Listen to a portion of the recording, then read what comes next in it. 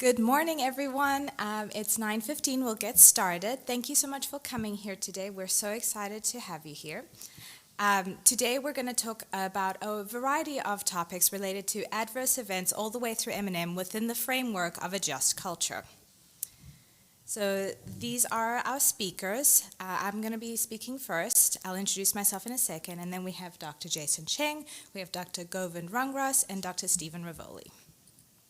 The overall learning objectives for today are listed here. We're going to talk about a variety of tools to analyze adverse events and near misses.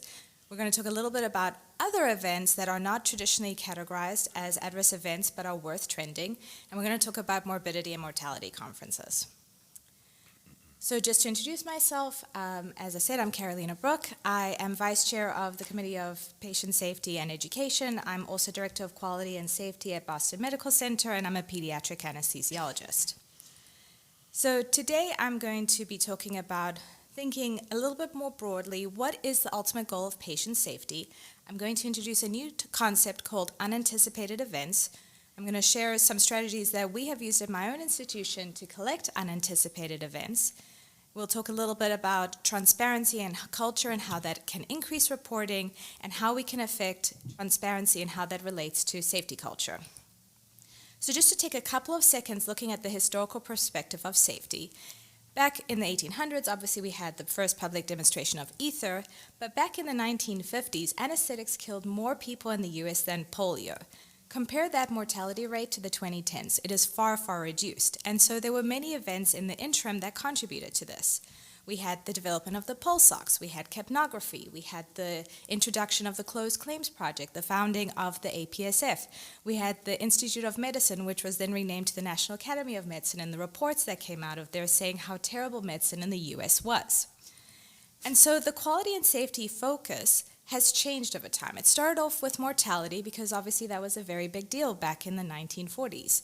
And now we've moved our focus to looking at morbidity. And at first it was the development of some algorithms like the difficult airway algorithm, what we should be doing for obstetric care, postoperative visual loss. We've narrowed that focus even more. If you look at the APSF patient safety goals, we're talking about how do we reduce postoperative cognitive dysfunction? How can we minimize opioid-related harm and decrease perioperative infections? So where do we go from here? What's next? And so I've spent a lot of time thinking about what should our next collection of anesthesia safety goals be, and what is the ultimate safety goal for anesthesia? And so if you think about it, people will say, okay, I definitely would like a case with no preventable harm, but we can do better. We'd want a department with no preventable harm, but departments work together with each other. They're not isolated. And so we go to a hospital with no preventable harm, but I think we can do better. So I always like to say we want global anesthetic care with no preventable harm. And so thinking about that, I like to introduce this concept of the House of Quality. This was developed at my institution. And we start with the why.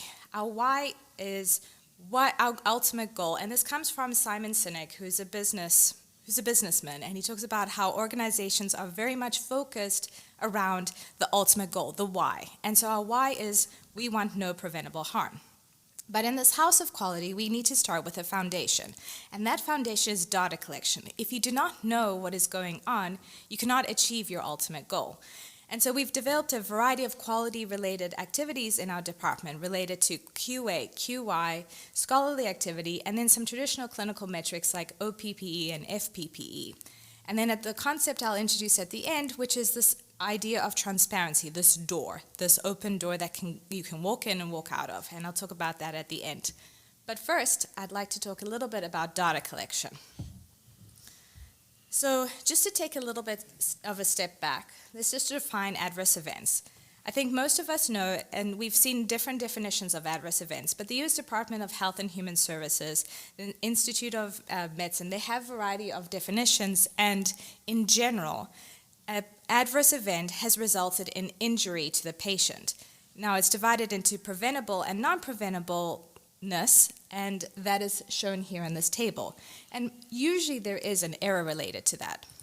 A sentinel event is defined by the Joint Commission as a very serious or major adverse event. And then many of us have heard of near misses where there was an error, but it did not actually lead to harm. And so this last category that I want to introduce, which is something we've published on, is this concept of unanticipated events. There is possibly an error that was possibly preventable and may have resulted in injury, but it doesn't necessarily have events that are included in these other categories. And so let me give you some examples, because this is sometimes a little bit difficult to think about. So, case cancellations. Many of us would not think of a case cancellation as an adverse event or a near miss. But a case cancellation, if you look at trends of case cancellations over time, you may think about, is there an anesthesiologist that continues to cancel cases all the time? Is there a preoperative surgeon who is not sending his patients to preoperative clinic, and so his patients are showing up not appropriately prepared? Or like in my institution, do we have a really large percentage of patients who are not getting good NPO instructions and are showing up with full stomachs? Is there something we can analyze in that trend and fix over time? Another example I like to give is IV infiltrations. So I think many of us would agree that an IV infiltration that was so bad that ended up being compartment syndrome would be an adverse event. But IV infiltrations, for the sake of IV infiltrations, are not necessarily adverse events, but they can result in a lot of discomfort and inconvenience for the patient. In my institution, we had a huge number of IV infiltrations that we discovered on induction, which is obviously very inconvenient when you're sitting there with an awake patient with rocuronium in their skin and not going to sleep. The last example I'll give is vomiting without evidence of aspiration. We see this a lot in our endoscopy clinic. The patient brings up some clear green-colored sputum, seems to vomit a little bit, doesn't seem to aspirate, the saturations never drop, but they go on with their case and they go home and they do okay. These are cases that we may want to analyze and see if there's anything we can do for improvement for these cases going forward. So just to do this pictorially, this comes from one of our papers. Unanticipated events fall in this spectrum. So we're thinking about injury, preventability, and whether an error was committed. So adverse events fall along this line of preventability, whether they're non-preventable or preventable adverse events. Near misses did not result in injury, but were potentially preventable. And then the idea of unanticipated events is that they encompass all of this and more for the entire perioperative period. So I'd like to share how our institution started collecting data on unanticipated events now over 3 years ago. So we have this as part of our post-procedure form. We use EPIC at our institution. This could be applied similarly to other institutions. But it appears within our EHR, but the information that is stored is not actually formed as part of the patient's record. So they open this, they get asked, the clinician gets asked a question, was there any unanticipated event? And they're provided with a wide variety of major categories that they can then click on and write, yes, this was an event that occurred, and they can write some comments, they can click on multiple events. And as I said, this gets stored in a cloud that is separate from the patient's record. So what does this look like on the other end? So I'm going to share with you some data that we've looked at our institution over the last 3 years. So we have collected a wide variety of data. The top number is the number of unanticipated events per 100 cases. We also can look at the provider level and see who has been reporting the most. In our institution, we are advocating for the people who report more as our safety champions because they want to encourage trends and see the data. We can also look at the types of unanticipated events, the types of procedures, the age breakdown, and the gender breakdown. And this is not all. We can look at the surgeons, we can look at the location of the cases, and then we can delve into the demographics of the patient as well. And I'll just point out that this is all in addition to our overall hospital incident reporting systems where major adverse events that need to be reported to hospital management and the legal department get reported. So this is in addition to that. The interesting thing about this, and then I'll bring this up at the end, is that we have a denominator. So this form is filled out for every single anesthesia case. So we have an entire database of negative cases where people say, no unanticipated event occurred. And so we really have a great way to compare. We have a numerator and a denominator and can get an accurate number of unanticipated events. So just to show you, to make the font a little bit bigger, our most common unanticipated events range from what is considered other, laryngospasm, case cancellations, IV infiltrations, I mentioned that one on purpose, and then holds in the OR. And then our most common procedures tend to be obstetric-related and then GI suite-related. So just to show you as an example, this is a database that we can customize, and it's pretty dynamic. So if I click on laryngospasm, I can see the age breakdown, which tends to be pediatric patients and then middle-aged patients. And then the most common procedures are tonsillectomies and then upper endoscopies. And so we've been looking at this data, and we're starting to analyze this and see what can we do to mitigate these laryngospasm cases that are happening.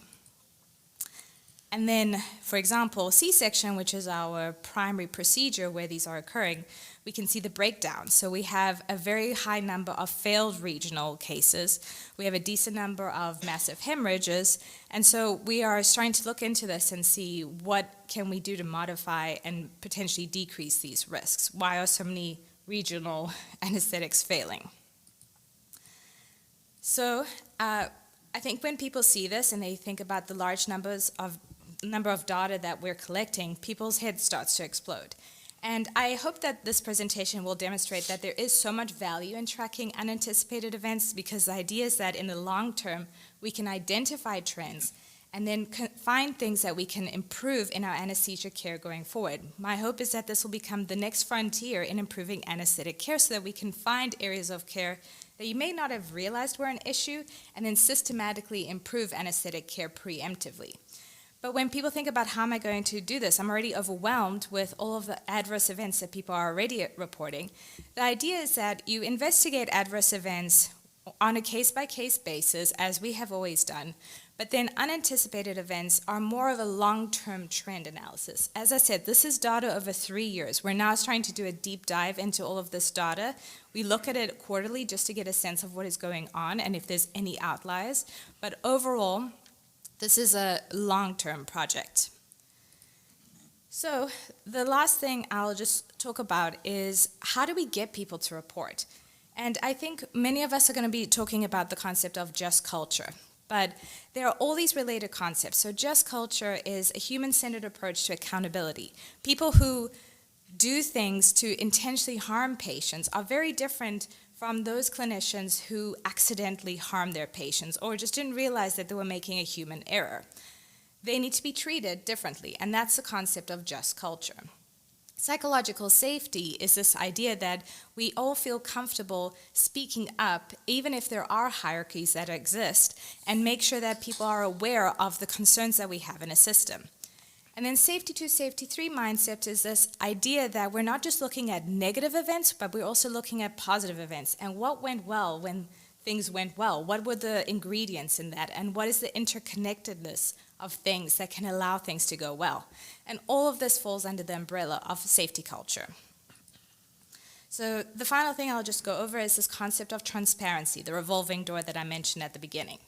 And so this figure comes from a paper we recently published. And so this idea is that the door is open. You can walk in and you can walk out. And so people will often think of transparency as, I want my frontline clinicians to be reporting up to the department leadership. And so that's bottom-up transparency. And I think most of us just think of transparency in that way. But there is also a need for top-down transparency. We want our leadership to report the results of changes that we've made back down to frontline clinicians. And so there's different things that we can do for each of these. If you want bottom-up transparency, people talk a lot about just culture, making sure that there's a good safety culture, making sure that there's a way for people to report things. There's leadership and patient and family engagement. But from the other way, we also want to make sure that the feedback and what we've done as a result of the reports goes back to the frontline clinicians. And I'll show you some things we've done at our institution to improve top-down transparency. But there's also this idea of fostering learning through M&Ms, which my colleagues will talk about, and other things like simulations based on real-life events. And this is just another figure that comes from the same paper that is in my references, that transparency doesn't just stop within a department. You want to be transparent between departments, up to the hospital leadership, and then beyond to national organizations that you report to. So for example, in our department, we send out adverse event and summaries of unanticipated events on a more or less monthly basis that our clinicians read. And then we created something called a safety dashboard. Now, traditionally, a safety dashboard is something you see on floors and units where you have a list of patients on the floor and you're listing their full risk status, their DNR status. But we took the concept of a dashboard and we used it to report adverse and unanticipated events. So just to give an example, we summarize events that have occurred and we list the results of them, what we have done to solve that issue. And we did a very simple survey in our department just to see did people like this. And the results were pretty overwhelmingly positive. So the majority of our attendings, residents, and nurse anesthetists responded to the survey, and they said it was easy to read, it was helpful for them to learn the outcomes, they felt that it did improve transparency, it did improve safety culture, and the best part of this was they felt that they were more likely to report events. And so this was really promising. This was a pilot study that we published in British Journal of Anesthesia, looking at does a safety dashboard actually make a difference in safety culture and transparency. And so I'll end on this. This was our hospital-wide data that looked at safety culture, and in the time that we have done all of these things, the development of unanticipated event reporting and safety dashboard implementation, we've had pretty dramatic improvements in our safety culture. So these are my references. I'm happy to discuss a little bit more, but I'll move on to my colleague.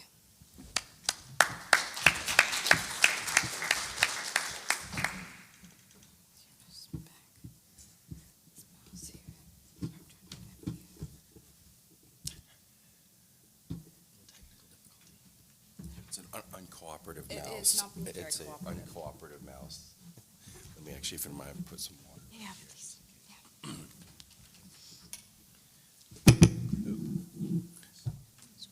My time right here. Good afternoon, or good morning? I forgot what time it is already. Let's see here, let me just get my slides going right here. All right, wonderful. My name is Jason Chang. I'm an anesthesiologist from the Kaiser Permanente system, and I do serve as the Chief Safety Officer. So my overview of safety is a little bit more broad beyond just anesthesia and peri-op.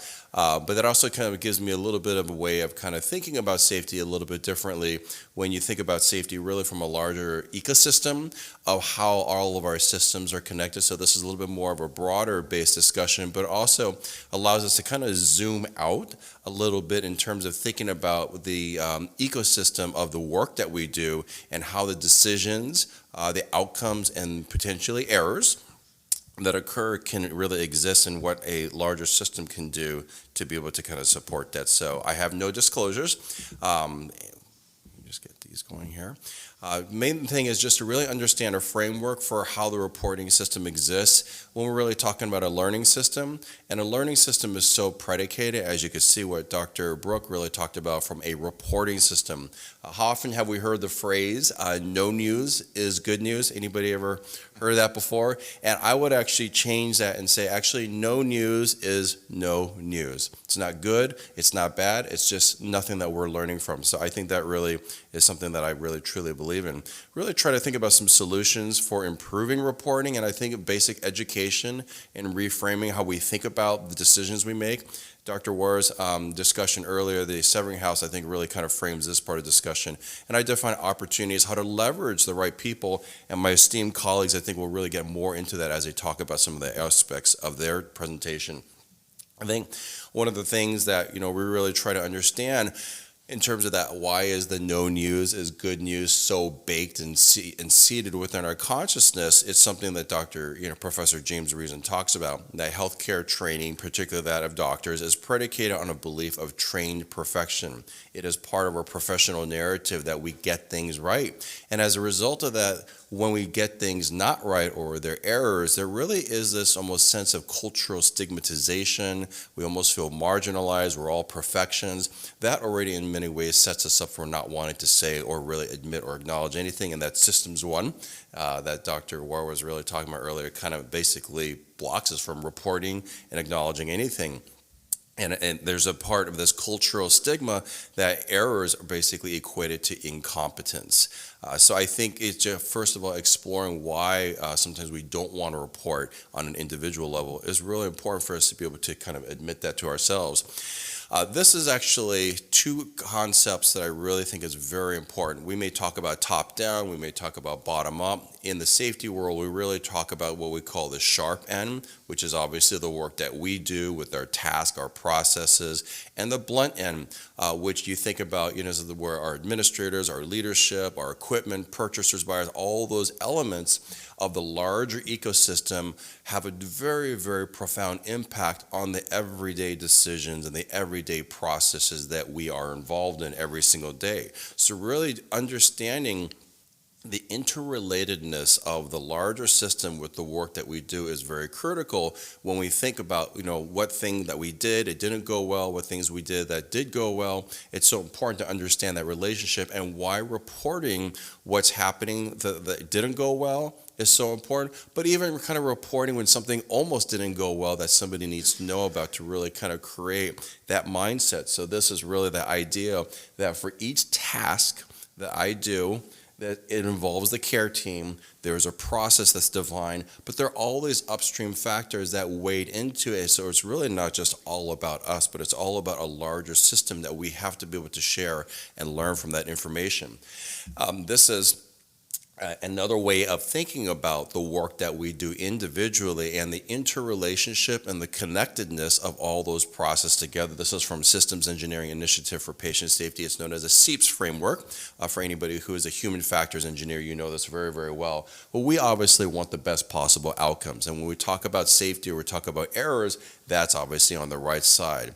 And outcomes are not just about a product of errors or risk. Outcomes are about financial risk. Outcomes are about my personal risk. Outcomes are about professional burnout. So all of these are confluent factors from larger processes that we are involved in the middle. And then, of course, if you look at the work system has us, the person, right in the very middle. But you can see how it's connected to our organizational culture. You see that diagonal over on the right, the technology and the tools that we use, the tasks and the environment. All those things are really beyond our immediate control, but think about the level of impact it has in terms of the team, our environment, and all this. So thinking about the interrelationship of those things from our end, quote unquote, I guess the bottom, but also how those who really impact the work from the top really is important to be able to have that communication. This is just a slide that really shows some of the very, very details of what those actual components are. I don't really want to spend time to go into it, but you can see we are the person right there in the very top: education, skills, and knowledge. How often is knowledge improving or knowledge expanding? How often are skills potentially needing to change? How often is education, and this is not just about clinical, this could be about our environment, it could be about our workplace, it could be around other people that we work with. You can see within the organization, teamwork. How often do we find out in an adverse event that teamwork could have improved, that there was no communication? There is a communication that happens in real time that people aren't communicating, but think about how often communication is not happening when across a continuum in an asynchronous fashion. So there's all these different elements of this technologies and tools. My organization is rolling out AI. And that is impacting the notes, that is impacting the information that is coming to me a little bit more downstream as a provider who has to see what's happening. Think about, Epic, think about your EHR. These are all very critical components that affect the information, the decisions that you make, and you can see how they're so interrelated. And these are things that you have to share through a reporting system or communicating to be able to highlight if there's any risks or vulnerabilities that affect the decisions that all of us make. So this just gives you a more clear idea of exactly what those things are. So I talked a little bit about just understanding the larger ecosystem of how upstream and downstream, how the sharp end and the blunt end affects the work that we do, because we are really at the sharp end, and how we have to communicate that up, and how those from the top have to really understand what's happening, where the work is actually being done. I'll talk now a little bit about the cultural aspect of it. So let's say you know what to report, you know you should report, and you know there's a benefit. But what about the cultural part? What about the fear factor in terms of reporting? What about the consequences? What about the punitive aspect that you're worried about that may go with it if you do report? Well, it really is incumbent for us to help ourselves, but also organizational leaders have to really be able to build this concept of a just culture. And the just culture, to what Dr. Brook mentioned, is really a human-centered design for accountability. And what does accountability really mean? It means that we have to understand the framework and understand the paradigm that errors that happen are not necessarily a product of one person trying to do the wrong thing or the bad thing, but really the errors happen as just a reality of a larger complex system. It is important to be able to establish that an organization has a response and has a mindset that there is no such thing as a blame-free all the way on one side. There is culpability at the individual level, but that has to be also really understood in the larger context of the system in some ways that we work in that predicates or potentially enables or cultivates errors to be able to occur. So there is no completely punitive on the other side. So it's not a get out of jail free, you're not to blame.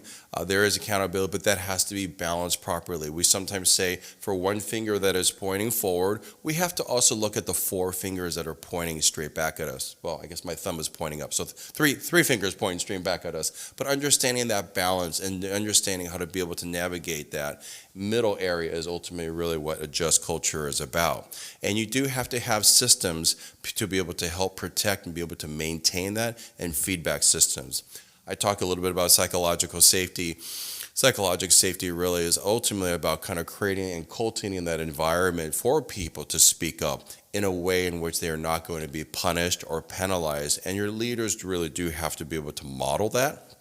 And it is best for you to actually even really specifically have systems that show if people are being punished or penalized, they may not be doing it advertently, but inadvertently they may be doing it. So it's important to be able to have the culture for individuals to be able to speak up, because if you don't speak up and have systems to protect individuals from speaking up, you can't create or cultivate a learning system. So we talked about the cultural ways of supporting it. We talked a little bit about understanding the larger ecosystem. And then this is really some different tools or places you can share fantastic data. I'm a member of the Errors Committee. And even if you go to our ASA Monitor, or if you want to enter in, so this is a plug obviously for the AQI Errors, this is a wonderful resource to be able to enter in any kind of information that is in a protected national database, because Errors belongs to what's called the Patient Safety Organization. It's very similar to how in aviation, those pilots who are able to basically put things into a database does give them anonymity and does allow them to learn from a system of things that happen on a daily basis in the aviation world. This is our answer for it right here, and we provide articles that we write for the ASA Monitor, which I hear is very well read. And within your own organization, definitely looking at understanding what is a sentinel event beyond, obviously, these are really kind of the required, and having conversations with your legal and your risk team just to understand what needs to be reported is very helpful, and they can provide education why these things are reported to the Joint Commission, and there's so much learning that does come from it. And we really try to help our risk and legal leaders understand that we want to report not necessarily for punitive reasons, but to understand what are the system things that happen. And I think the last part, and this is actually probably a great segue into my partners and my colleagues, enabling your leadership and those who are step up and really model that vulnerability to be able to speak up, share their stories. That really brings that human component of what went wrong, how it made them feel, because I think ultimately we all want to improve. And I think if you can empower a few leaders, this is our chief of surgery, this is our director for informatics for our organization, for them to step up and share their stories about what they went through, I think that really kind of builds that human connection to learn as a team and be able to model that behavior and vulnerability for it to be a safety leader. So again, thank you so much for your time, and Dr. Rangras.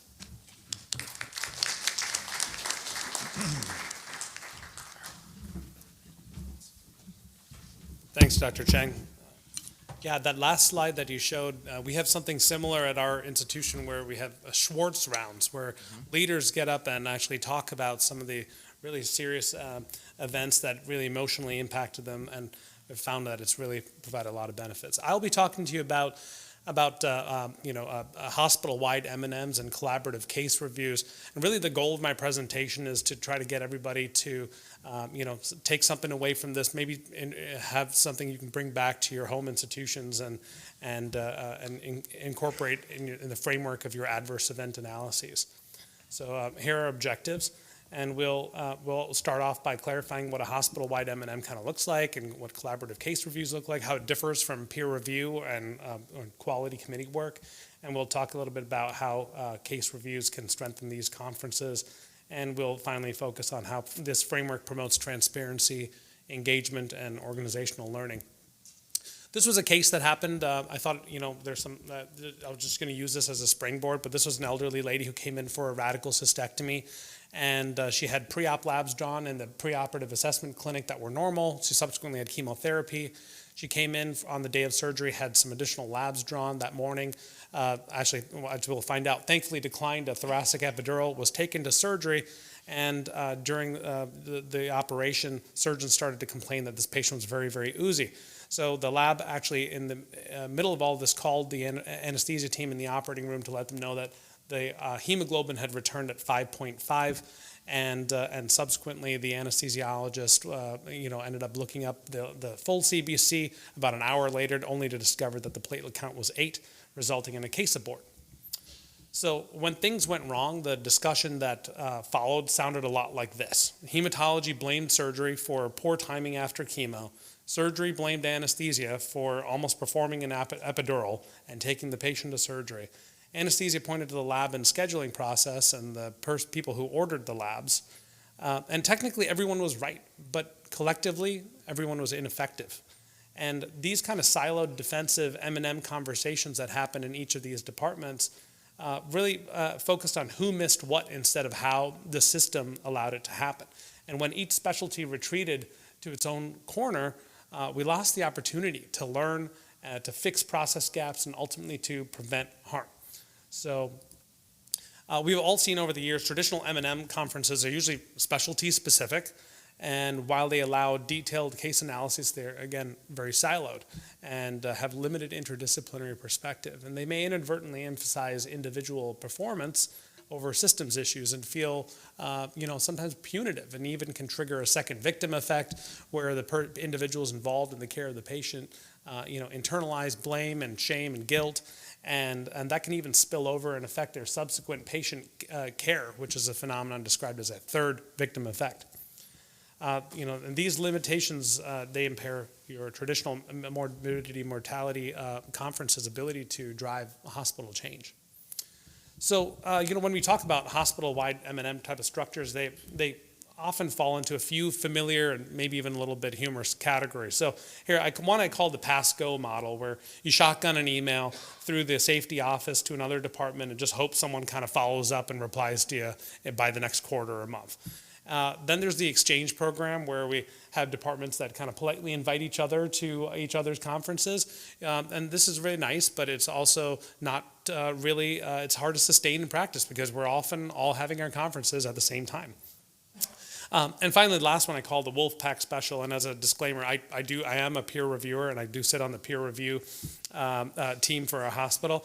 But that's kind of where one person from another service reviews your case and brings their interpretation to a committee of physicians who may not fully grasp the clinical nuance or the situational pressures under which the event occurred. And kind of the problem with peer review, how it's traditionally done, it often relies on a single reviewer who may have competing interests, bias, maybe in your department, or limited insight into the care environment. So instead of learning together, we end up with this fragmented, one-dimensional assessment. And it's a system that checks the box for accountability, but doesn't really always move the needle. So it's important to clarify what a process like a collaborative case review or hospital-wide M&M adds, rather than duplicating existing structures. While, as we discussed, peer review will focus on individual clinician performance, and quality safety reviews initiated from the hospital with RCAs or ACAs, they're definitely focused on system-level events. But I think really the process for selecting cases for these collaborative case reviews can bridge these two and help triage cases to the right committee while also maximizing educational opportunities for people all across your hospital. So, when we talk about the conversations that are happening, we're talking about a shift from asking who made this mistake to what about our processes allowed this to happen. And so when you bring nurses, pharmacists, schedulers, lab personnel into a room with physicians across various specialties, the questions about this particular case became very different. The questions were no longer about who did what and who missed the labs. And the questions turned into, how do we better organize our system for alerting physicians of critical lab values? When can we schedule these patients for surgery after their last dose of chemotherapy? And how do we coordinate that with our oncologists and our surgeons? And what if the surgeon had an availability pop up in his schedule and we were just trying to move the patient up in his schedule and missed this? Where are the emergency release blood products and who has access to them in the operating room? So the focus shifts from any of the questionable decision making and finger pointing to better honing and understanding of the care processes. So certainly there's specific obviously care issues that will always need to be discussed, but really try to keep the focus on a culture of collegiality and shared responsibility. There's limited, there's some publications on this, so you may actually do some of this in your own hospital and love to hear about it in the Q&A. But Vanderbilt did publish an article about their 2-year experience doing hospital-wide M&Ms where they had good attendance. They covered 21 cases over the 2 years, and that resulted in a number of action items, a large majority of which were actually completed. And I think that when you're picking cases for this, you have to be really, really careful. So they covered unexpected deaths, unplanned intubations, delays in care, procedural complications, and prolonged care with poor prognoses. And I think you have to really make sure you're picking cases that appeal and can get input from various disciplines across the hospital. I'll skip over the just culture slide since you're going to hear about that from our colleagues. But really, I would strongly argue that hospital-wide M&Ms and collaborative case reviews strongly align with a just culture. So this is kind of just a summary of some of the benefits of the hospital-wide M&M, shared learning, just culture, system improvement. Okay, so. I think, we've also learned, I think importantly, the hard way, how collaborative case review should not work. Okay, so for example, oftentimes a call for a collaborative case review, it can come from one of our physician administrative leaders like the CMO. And understandably, it can be kind of upsetting to get an email on Monday morning after you've had a bad event, over the weekend, asking for a multidisciplinary review. There's time that our teams need to kind of process the events. And that kind of shotgun approach doesn't really, settle well with many people. And equally frustrating can also be under specification of any of the kind of issues at hand that need to be addressed. Particularly when patients have had a really prolonged hospital stay and the event reviews could potentially take hours and pouring through the charts. At the same time, you have to kind of balance that with over-specification of any of the issues right up front that could potentially introduce bias in the case reviews. The case reviews should always be facilitated by a neutral leader, often with hopefully a quality or patient safety background to set the tone for fairness. And again, not every case belongs here. That should always prioritize cases that have system relevance, cross-disciplinary learning potential, and also include near misses and high-risk outcomes. So just for example, the case on the left may not be a great case to review in this type of a setting. So these are both air embolisms. The case on the left involved more of a kind of a technical error where a Veress needle was introduced into the liver, and during laparoscopic surgery there was insufflation there was a potential for catastrophic complication here, but this was managed by the operating room. It's a known technical complication of this particular procedure.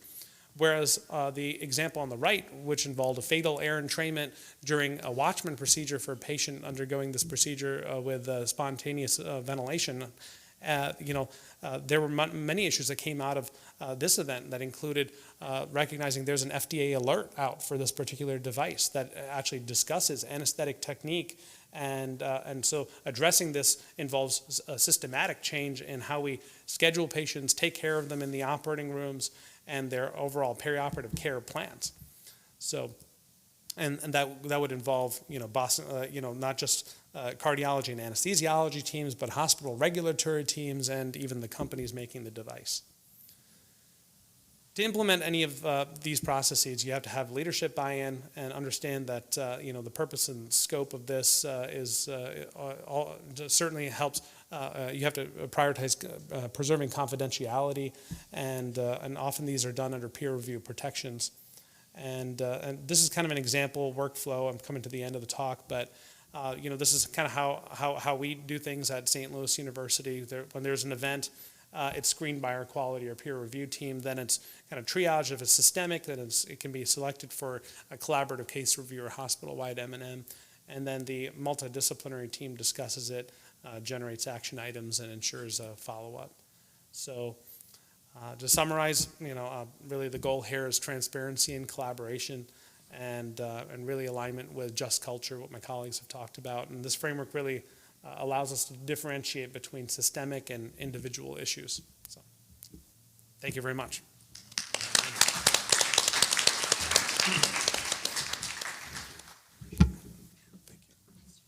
Good morning still. My name's Steve Rivoli. I'm a regional anesthesiologist from Mount Sinai, Weston Morningside, New York City. And I'm going to drill down a little bit and focus on avoiding blaming and shaming, creating a safe space to discuss adverse events. Let's see, what's this one? So my learning objectives here would be to first tell you why the firing squad approach of an M&M won't improve your care. Move on to the history of the M&M review conferences, some underpinnings of successful M&M based on research, and finally, actions we can all take to make M&Ms more meaningful and make care safer, obviously our goal. What you see here is a picture from the popular show Scrubs, and it is what people may often think of as the M&M process. You're the person put up on stage to be reviewed and to be critiqued and told why you were wrong. And unfortunately, if that's how you're handling M&Ms and how you perceive M&Ms in your department, you're going to end up with all the things we're going to see here. Consequences of M&Ms that focus on blame and shame. First, you propagate the second victim effect. The clinician in the adverse event already feels guilt and distress. Public shaming only amplifies that pain, increasing the risk of burnout, poor performance, even leaving medicine. Second, when you blame people, you silence them. Reporting stops.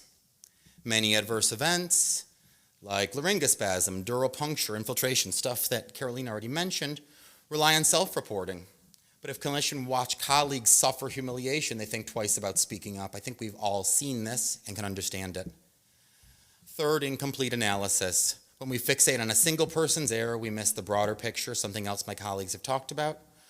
For example, a med error might get chalked up to a resident's carelessness, but we fail to talk about the lookalike files, the labeling, the EHR design flaws, all real culprits in the situation. Blame hides problems.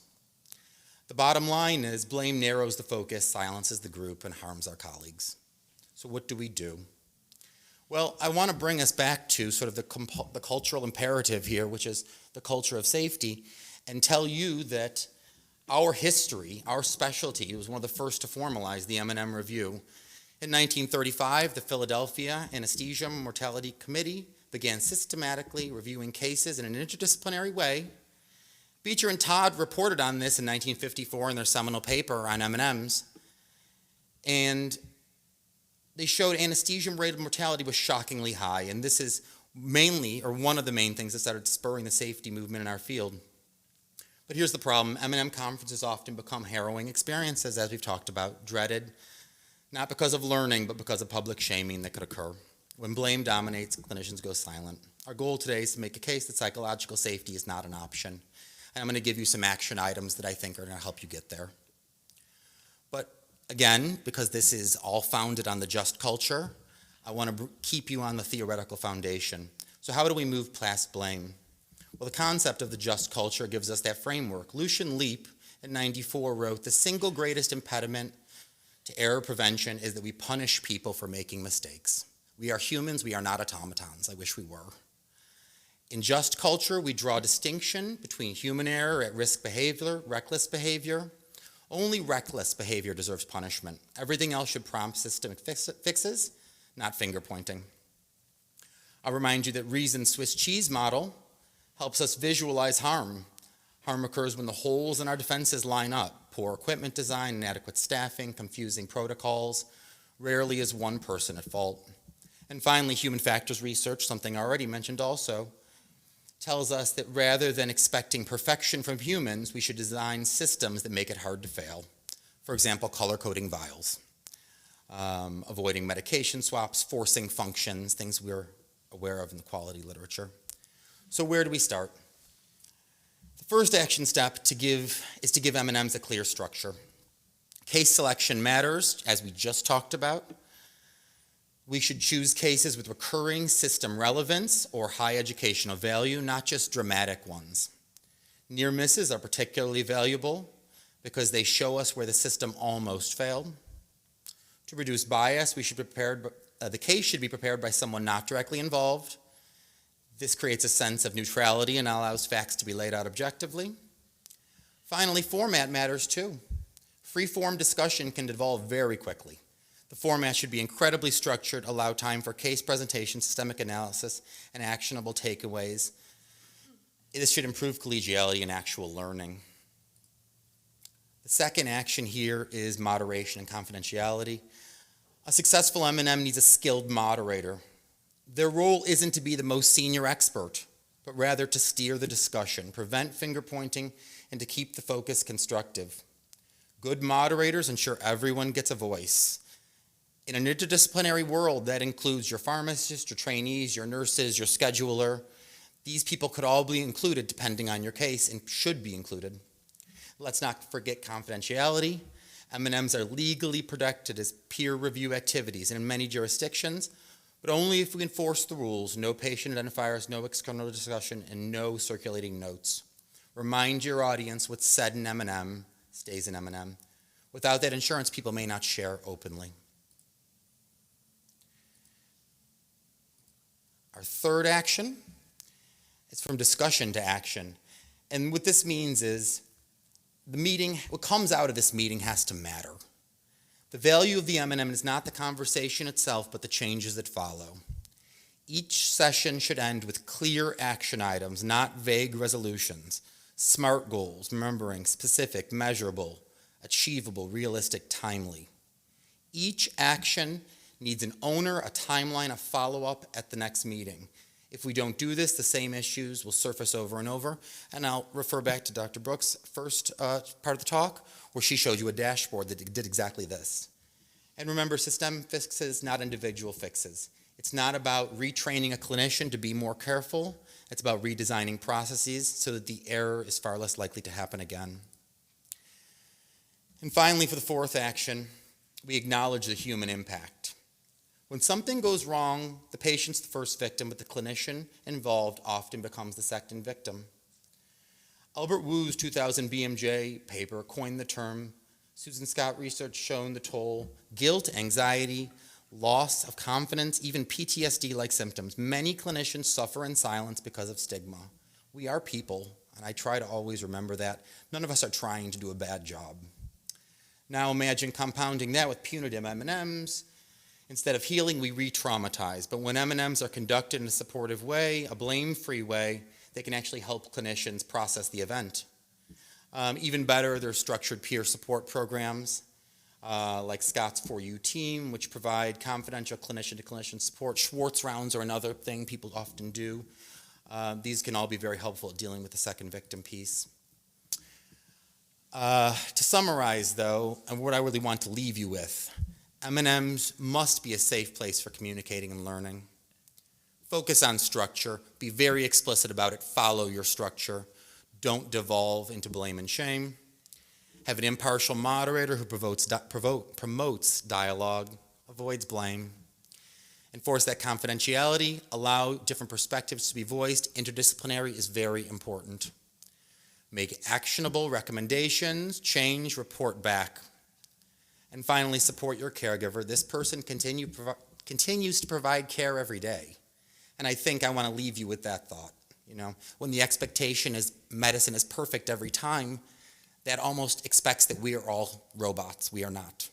And it's very, very important that we are humans and treat each other as such. Thank you so much. I don't know what to do with it now. Just leave it. I think we have time for questions.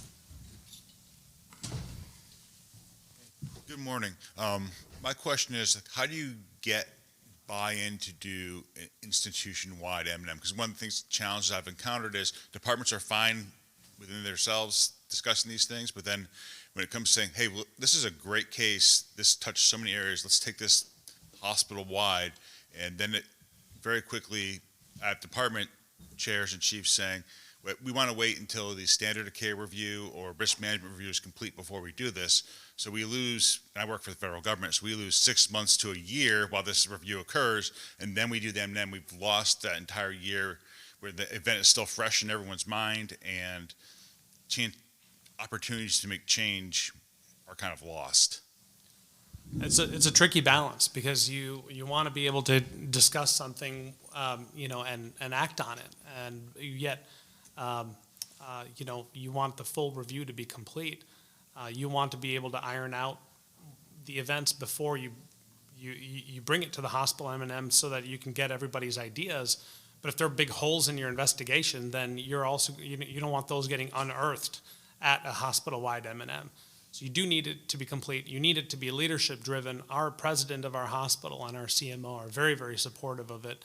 And suddenly, when it comes to getting buy-in from other disciplines, when your leaders have asked you to help champion something, and your surgical colleagues know that their case is going to be dissected and presented in front of a large audience, people do show up and they do participate, and they are that collaborative nature is almost it falls in line. So. I'll piggyback on that question as well, Dr. Rangras. How have you found it possible to get time for everyone to do this? How do you find a common time that works for everyone, and how do you get people to actually attend these reviews? It almost always supplants your either your grand rounds time on that Wednesday, or you have it as a recorded session and you do it at a lunchtime talk, and food also, helps bring people out. So. Hi, my name is Deb Poley. I'm from WashU. My question also relates to that hospital-wide M&M, and we have root cause analysis that are kind of like that, but it's done immediately after the event, and that is the one where you really do feel the pressure. If you were the person who was involved in it and have all these people saying, oh, well, why'd you do this, why'd you do that, and what is the optimal time after the event to have this one where you can get groups of people together to really discuss it and not have it with more finger pointing on the hospital-wide level? When the wounds are fresh, that's never a good time. So when when people did, I showed up, not to throw my CMO under the bus, but we had to talk to him about not sending emails out the day after something really bad happened, right? So, I think that giving people, at least a couple of days to a week for them to understand what has happened, process a really, adverse event, and then initiating that process not through a patient safety or quality person from the hospital, but having someone in your department kind of lead a review almost in a peer support, as a peer supporter and peer advocate, and do a full debrief with someone in your department that you trust. And I think that starting with that before you jump into an RCA does make that process smoother. So by the time that someone in our department is approached by a patient safety specialist conducting an RCA, they already have sat down with me and reconstructed a timeline and gone through a lot of the important questions. It makes that process much less stressful and much less feeling like you're under the magnifying glass. I also wanted to add that, hold on, I guess I'm talking to the computer. Have understanding, so one of the issues and challenges I hear is about time, and sometimes there are very specific protocols and policies. I understand this, especially from Joint Commission requirements, to try and hit it within a certain time period, so I completely understand that. I think this is actually really the role of the intermediary within the process is very, very important to be able to kind of help coach, guide, consult, very, very important. And the person who facilitates the root cause analysis or the peer review or the M&M, that this is somebody who really very understands how to frame the process, be able to, kind of coach, this is a question, let's try to redo it. So I think that role of the intermediary who's involved in the communication and moderating, so this way the questions don't come off, in a very punitive sense, is really important. And the more you can try and do that early on, then it allows people to kind of reframe, try to think about from a system standpoint, and really make this more about just culture rather than like a punitive blame and shame culture. So I think that's a really important aspect too. Hi, I'm Damien. I work at a safety net hospital in Queens, and I think everybody in the room thinks about this kind of punishment versus system level changes, and the lack of time and resources that we all experience to build these just cultures, these interdisciplinary systems of quality assurance and quality improvement, it requires a lot of time and a lot of resources. And I guess, one of the conflicts or contradictions is that these giant health systems that employ us, their why, like you mentioned, is to generate revenue. And it's not to prevent error. And oftentimes it's more convenient for these systems to blame individuals. So that's sort of some of the incentives that line up to focus more on individuals rather than the more expensive, the trickier, more wicked problems of these systems issues. And so how do you think about the way that we pay for healthcare? How does that influence whether we can have these robust systems, especially across every hospital? Like where I work is a safety net hospital, there's very little interest by the institution in these kinds of structures, whereas in a more ivory tower institution there may be more. So how do you think about those bigger systems that influence whether this is a priority or not?